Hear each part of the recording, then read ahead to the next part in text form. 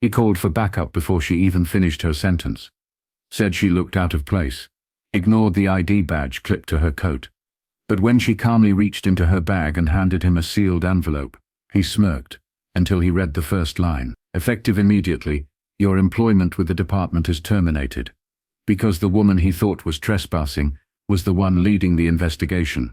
The air was crisp, the kind that made concrete smell faintly like dust and memory. She walked with her hands in her coat pockets, heels clicking against the pavement with quiet purpose. The old industrial lot stretched wide, rusted fences, cracked sidewalks, patches of gravel where grass once tried. In a few months it would be Neil's condos, community space, something with a ribbon cutting and camera flashes. But today it was quiet, empty. Except for her. She moved with the calm of someone who knew where she was and why. A clipboard tucked under one arm. ID badge clipped near her collar. Her pace wasn't fast. It was intentional, measured. The way someone walks when they're not rushing, but watching. From across the lot the cruiser rolled in slow, tires grinding over gravel. She didn't look up at first, but she heard the door slam. The voice followed before the echo even settled. Ma'am, this is private property. He said it like a challenge, not a question. She turned. The officer was tall, white, early 40s, aviators on, despite the shade. His hand rested near his belt, thumb grazing the edge of his holster. He didn't look curious. He looked certain. I'm aware, she said, voice even. I'm with municipal oversight, here on site review. He didn't blink, just stepped closer. You got ID. She gestured to the badge clipped clearly to her coat. He didn't even glance at it. ID can be faked. This is restricted property. You're trespassing. She raised an eyebrow, slow. I'm not trespassing. I'm conducting an authorized inspection. Who authorized it? The city. He pulled out his radio. Stand by, he muttered, pressing the sub. Possible 1029. Black female, mid-30s, dark coat, claiming official business on restricted city lot. She didn't move, didn't reach, just watched. You have a name? He asked, hand still near his weapon. She offered it calmly. Elise Monroe, spell it. She did. He turned slightly, speaking into the mic again, giving a description like she was a suspect in a crime that hadn't happened. His tone was flat, practiced. You can verify my presence with the Office of Urban Compliance, she added. I'll verify it at the station. He shot back. She didn't sigh, didn't flinch, just looked at him for a moment, long enough for him to feel it. You're making a mistake, she said, not as a threat, as a fact. He gave a short laugh. Lady, you're the one standing where you shouldn't be. She reached for her bag slowly, deliberately. Then maybe this will clear things up. But he didn't know it yet, that she wasn't just a woman with a badge. She was the reason his name was on a list, and that envelope she was about to pull wasn't going to be an ID. It was going to be his ending. The badge was right there, clear, centered, catching the light. Laminated embossed seal, Department of Municipal Oversight printed in bold above her photo. The kind of badge you didn't get by accident, the kind that came with background checks, security briefings, and 5 years of internal review work that most people never saw. Elise didn't move when she pointed to it, just tilted her chin slightly, let the silence carry the weight. Rusk didn't lean in, didn't even glance, just shifted his stance, and narrowed his eyes, like she'd just told him her name was Santa Claus. ID can be faked, he said. His fingers hovered a little closer to his holster now. She stayed still, calm. It's real. I'm here on an approved walkthrough. Internal use only. You're not in uniform. I don't need to be. He stepped closer. Well, until I confirm that with someone I trust. You're staying put. Elise didn't react. Not to his tone. Not to the way his chest puffed slightly, like he needed to make himself tall. She didn't give him what he wanted. No defensiveness, no apology, no fear. Just her voice, quiet and surgical. Call your supervisor. Ask for a cross-check with the municipal registry. I'm in it. He pressed the radio to his shoulder again. Unit 214 requesting backup to the 800 block off Elm. Black female, mid-30s, refusing to leave city property, possibly impersonating an official. She closed her eyes for half a second. Not from anger, from recognition. She knew the pattern. How fast a narrative could be written. She'd seen it play out in body cam footage, read it in redacted reports. The voice that sounded calm, but seeded doubt. The language that rewrote authority as threat, all while pretending to protect. "I'm not impersonating anyone," she said. "I am the oversight." He gave a short, dry laugh. "Right." Another unit confirmed it was en route. She shifted her weight slightly. Not back, not away, just into herself. Grounded, centered. "What's your name and badge number?" she asked. Rusk raised an eyebrow, like she'd told a joke. "You taking notes?" Something like that. A pause stretched between them. He didn't answer, didn't offer the information. Instead he scanned the lot behind her like there was some other threat waiting in the shadows. But it was just her. Clipboard. Badge. Calm. "I'm not going to argue with you out here," he said finally. "When backup gets here, we'll take this downtown and sort it out." She didn't move. Just nodded once. "Good. Maybe they'll look at the badge you refused to." He muttered something she didn't catch.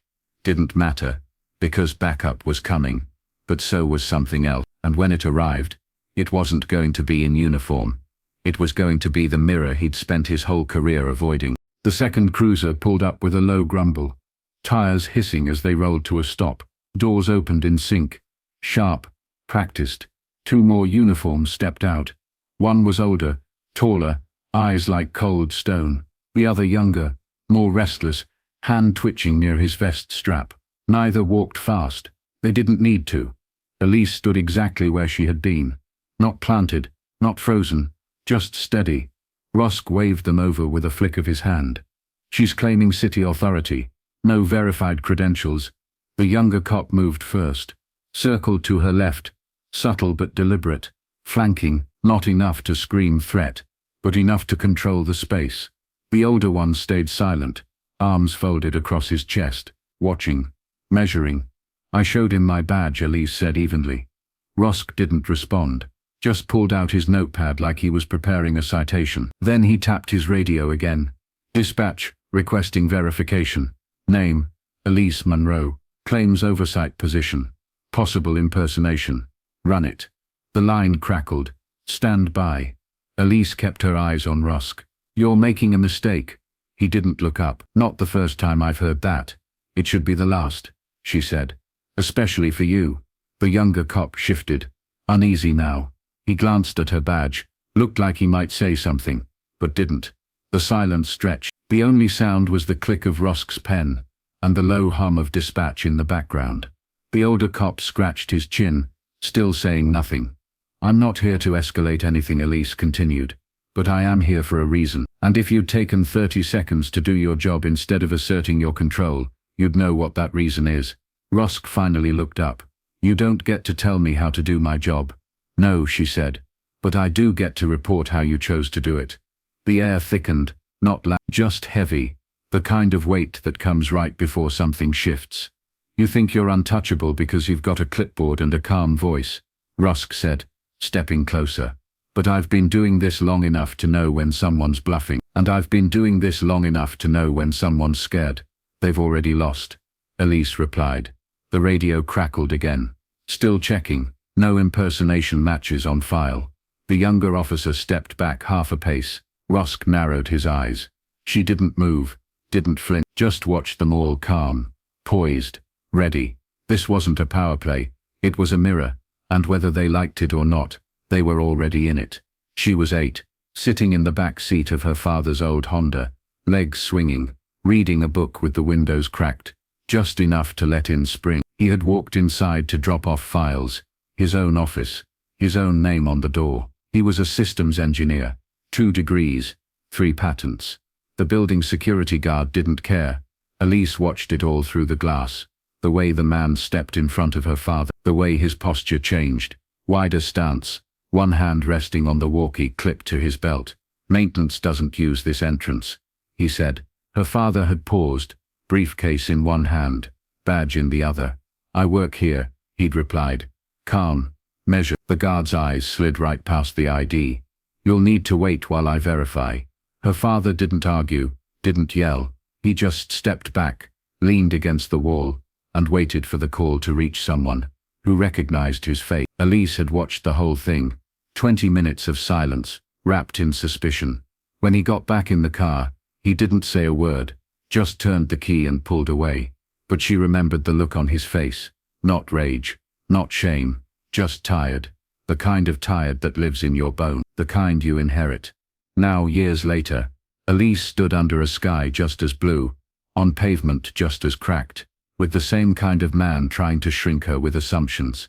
Same eyes, same tone, same need to dominate first, verify second, if at all. Rusk was still circling doubt like it was protocol. Dispatch was still fumbling. The younger cop was still glancing between the two like he was just now realizing the ground beneath them might not be solid. But Elise, she wasn't her father. She wasn't waiting for someone to recognize her work. She brought it with her. She wore it in her voice, in her stillness, in the envelope still zipped inside her bag. Because she didn't need permission to be here. She was the authority now. And this wasn't about one officer, one incident, or one trespassing call. It was about every time someone like her got asked to prove they belonged in a place they had every right to stand. It was about repetition, the kind that hides in plain sight. And now, it was about the ending, because what Rusk didn't know was that Elise Munro had already written. She reached for her bag the way one might reach for a candle in a room full of gas. Slow, deliberate, no sudden moves. The younger officer instinctively shifted, but Elise didn't flinch. She unzipped the side pocket, pulled out a white envelope, and held it out with 2 fingers. Sealed, stamped, marked clearly in red block letters, confidential personnel matter. Rusk didn't take it at first, just squinted at it like it was a trick. "What's this supposed to be?" he asked, half sneering. She didn't answer, just offered it again, closer this time. He grabbed it from the hand, ripping the top seal with more force than necessary. The younger officer took a step forward to peek over his shoulder. The older one didn't move, just stared. Inside was a single folded document. No fluff, no cover page. Rusk unfolded it slowly, like maybe it was fake, or maybe he knew it wasn't, and just needed the illusion of time. Then his face changed. It wasn't dramatic, no gasp, no dropped paper, just stillness. The kind that comes when the air disappears from a room. At the top of the page, Office of the Inspector General, Internal Affairs Division. Notice of termination. His name was there. Subject: Officer Timothy Rusk. Effective immediately. The younger cop leaned in closer. What the hell? Rusk's eyes scanned the first paragraph 3 times, as if trying to find a loophole hiding between the lines. But there wasn't one. The language was airtight. Final. Pending prior investigation into conduct unbecoming, verified incidents of misconduct, failure to adhere to constitutional protocols, and violation of department anti-bias policy. He looked up at Elise, like he was seeing her for the first time, no longer as a trespass, no longer as a woman in the wrong place, just a mirror, showing him exactly who he was. You can't just," he started. "I didn't," Elise said calmly. "Your actions did."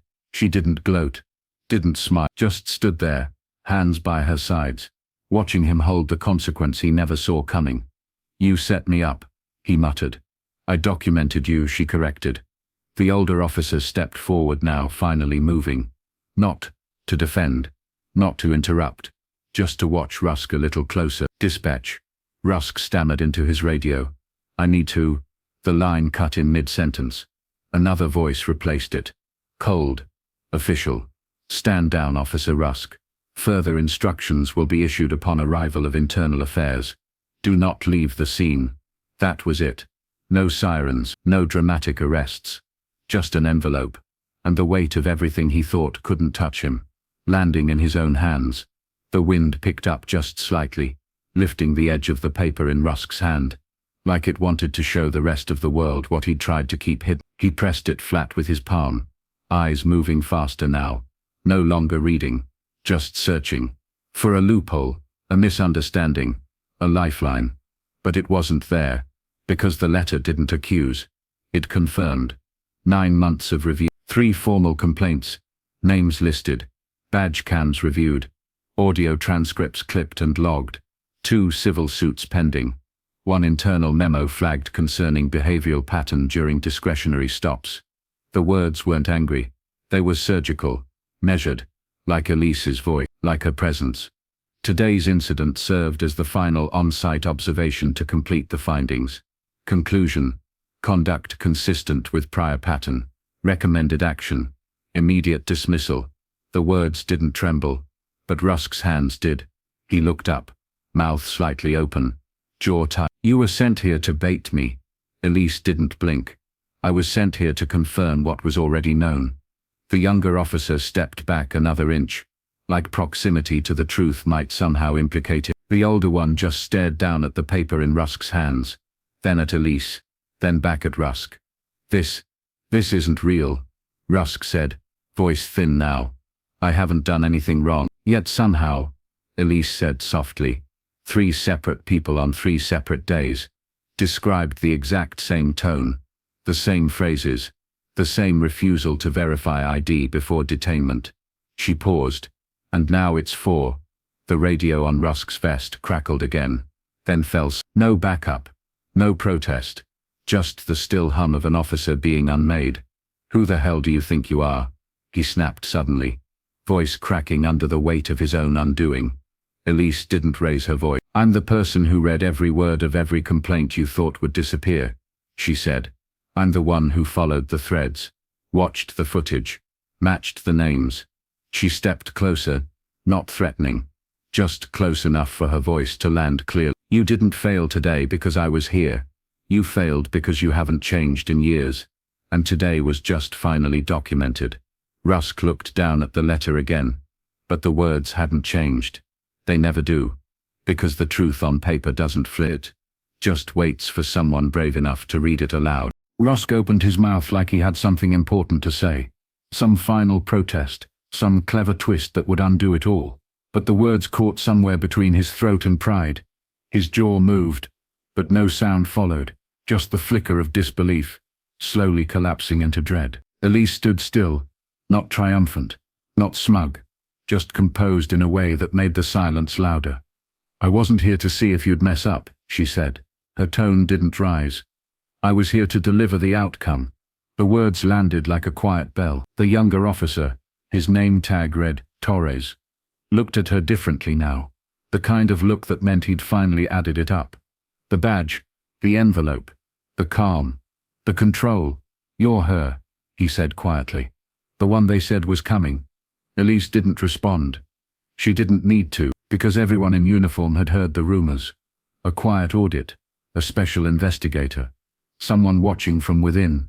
No name, no face, just the vague discomfort that maybe for once the system wasn't looking the other way. Rusk took a half step back. "This is entrapment," he muttered, still clinging to anything that sounded like power. "You were told multiple times," Elise replied, evenly. "I gave you my name, my badge, my purpose. You ignored all 3. The paper in his hand started to crumple under his grip. "You lied." "I didn't have to," she said. "You gave yourself away." Torres looked down, suddenly uncertain about the space he was occupying. The older officer still hadn't spoken, but his posture shifted, less defensive, more resigned. The siren that followed was soft, not blaring, just a low rolling hum that signaled arrival. A black SUV, unmarked, pulled to the curb. 2 plainclothes officials stepped out, dark folders in hand, eyes already scanning. One nodded toward Elise. She gave the slightest return nod. That was all. No one rushed. No one shouted, because this wasn't an investigation. It was a decision already signed, already sealed, already in motion. "You set me up," Rusk said again, weaker this time. "No," Elise said. "You were already falling. I was just assigned to write the report." He didn't respond, because what do you say when the mirror finally talks back? The older officer cleared his throat. "Officer Rusk," he said flatly, "you need to surrender your badge and weapon. Now." Rusk froze, but Elise didn't watch him. She turned instead back toward the sidewalk, the street, the open path ahead, because her job wasn't to fight. It was to finish. And this one was already done. The radio stopped crackling. Not because it was off, but because no one wanted to speak. The kind of silence that doesn't come from peace, but from people waiting to see who moves first.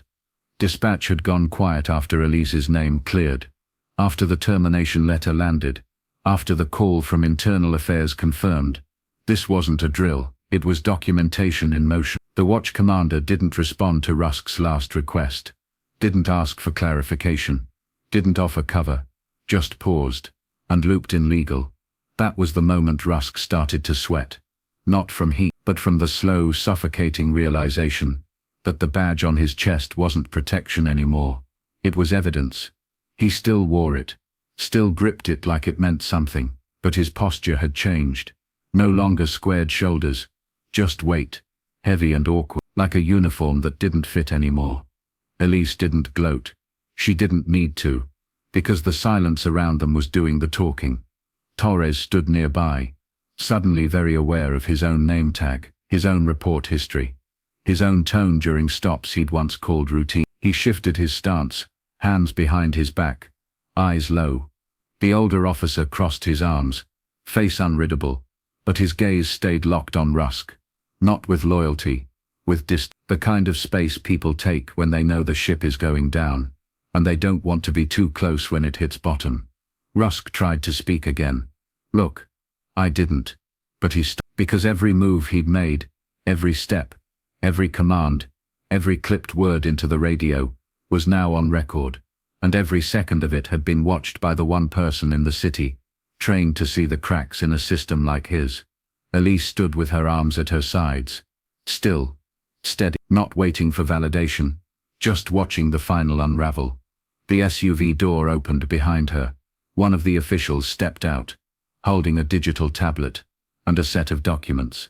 Rusk turned toward them like he might plead his case, but they didn't ask him a single question. They already had everything they needed, because when the wrong person gets stopped for the right reasons, they don't raise their voice, they just raise the volume on the truth. And now, in the absence of excuses, surrounded by silence, Officer Rusk finally understood what it felt like to be seen, and to have nowhere left to look. The SUV didn't screech or flash.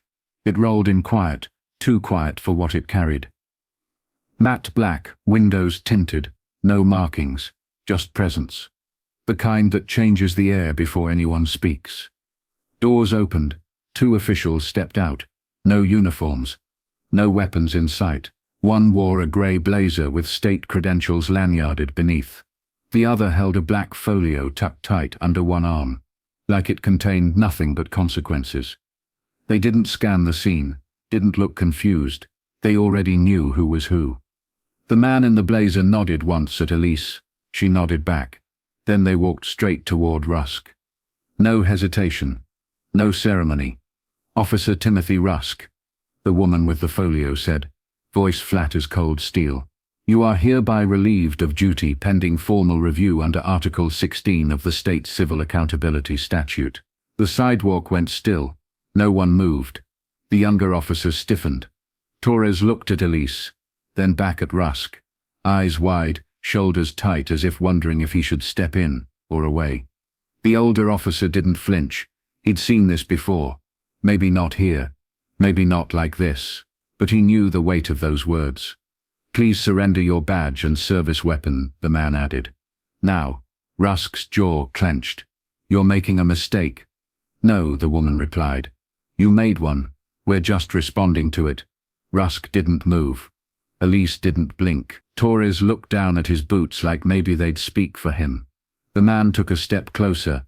You no longer have authority here, officer. That's not a threat. It's a legal designation. And it's active as of 15 minutes ago. Still, Rusk hesitated. So the woman opened the folio. Inside, a signed copy of the suspension order. Official. Time-stamped, sealed. You can hand it over, she said, voice calm. Or we can retrieve it as evidence. For a second, just one, the old Rusk flashed through, chest puffed, defiance rising. But it cracked almost immediately, because authority isn't posture. It's recognition. And no one was recognizing him now. His hand moved to his chest. Slow, hesitant. He unclipped the badge and placed it into the folder, then, wordless, unholstered the weapon and handed it over grip first. The woman clicked the folder shut, the man took her ace back, and just like that, the badge that once made him untouchable became a receipt. They didn't cuff him, didn't shove him into a car. They just took what he no longer had, the right to carry, and left him standing there unarmed, unshielded and undone. In front of everyone, she stepped onto the lot again 2 days later. Same boots, same coat, same calm stride. The morning sun hadn't changed. The cracked sidewalk hadn't healed. But everything else had.